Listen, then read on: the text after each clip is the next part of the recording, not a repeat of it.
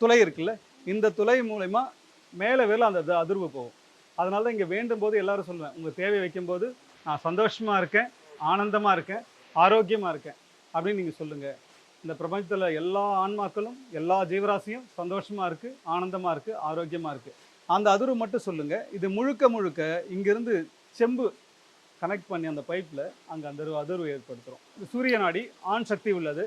இதை பெண்கள் எல்லாம் சொல்லலாம். ஏன்னா நீங்கள் இதுக்குள்ளே சொல்லும்போது அந்த அதிர்வு பெண்களுக்கு சம்மந்தப்பட்டது. அந்த பக்கம் பெண் சக்தி உள்ளது, ஆண்கள் எல்லாம் அங்கே சொன்ன எல்லாமே நடக்கும்.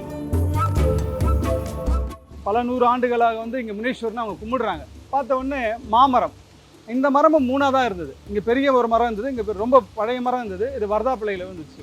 அவர் புகைப்படம் எங்கே மரத்தில் இருந்ததோ அந்த மரம் மட்டும் நின்னது, அது மாமரம். அங்கே பார்த்தீங்கன்னா பலா, அந்த நீங்கள் ரொம்ப ஆச்சரியம், முக்கணிகள் சேரும் இடத்தில் நான் இருப்பேன். இங்கே பலா இருந்தது, இந்த மாமரம் ஃபுல்லாக அந்த மாம்பழம் இருந்தது. அங்கே பக்கத்தில் பார்த்தீங்கன்னா வாழை, முக்கணிகள் இருந்தது. ஓகே, இந்த இடத்துல நம்ம வந்து இறைவன் இருக்காரு. இந்த கிணத்துல தான் அந்த முனீஸ்வரன் குளிப்பாருன்னு சொல்லுவாங்க எல்லாருமே.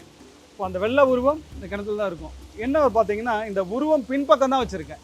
ஏன்னா இறைவனை நான் பின்னாடி தான் பார்த்தேன்.